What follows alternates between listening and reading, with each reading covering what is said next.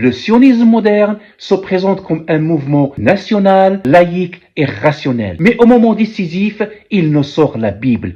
Pas pour prier, mais pour légitimer. Bienvenue dans ce 30e épisode de la Palestine, l'histoire cachée, une occasion pour expliquer comment un mouvement qui se dit rationnel, laïque, moderne, nous sort un texte sacré, vieux de 3000 ans. Le sionisme n'est pas né à Jérusalem, mais plutôt dans les cafés de Vienne, de Paris ou d'Odessa. Ses fondateurs sont assimilés, socialistes, agnostiques ou athées. Theodor Herzl a grandi dans une famille juive assimilée de Vienne. Il veut créer un État moderne. Il envisage l'Argentine, le Congo, le Sinaï, l'Ouganda, mais quand il comprend que seule la Palestine mobilise les masses juives, il active les symboles bibliques, il parle de Sion, il utilise l'étoile de David, il convoque Jérusalem. Herzl trace la voie, pose les bases. La Bible devient la référence, notamment la Genèse, verset 15, où l'on prétend que Dieu a fait une promesse à Abraham en ces termes. C'est à ta descendance que je donne ce pays du torrent d'Égypte au grand fleuve d'Euphrate. Inutile de rappeler que la Torah n'a été rédigée que des siècles après Abraham et Moïse. On peut donc imaginer la grosse marge d'erreur et les nombreux rajouts qui émaillent la version originelle.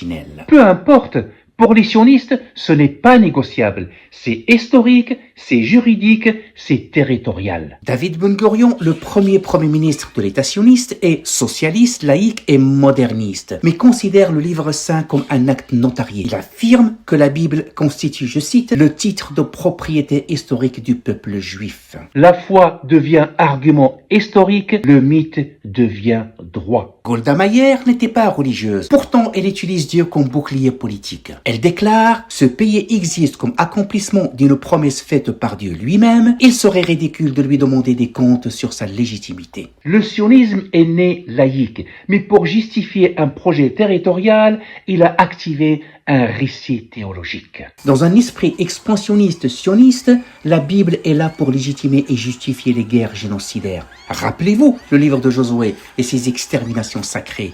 Tuez-les tous, Dieu reconnaîtra les siens. Un texte antique devient une référence politico-militaire. Un texte religieux ancien devient matrice du discours national moderne. Quand un territoire devient donné par Dieu, on ne négocie plus, on n'argumente plus, on accomplit. Et quand le livre de Josué est invoqué avec ses conquêtes, ses expulsions et ses exterminations, le conflit change de nature.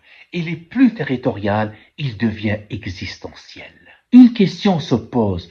Tous les Juifs ont-ils accepté cette lecture? Le sionisme a-t-il été unanimement soutenu? Ou le débat a-t-il été violent en interne? C'est ce que nous allons aborder au prochain épisode.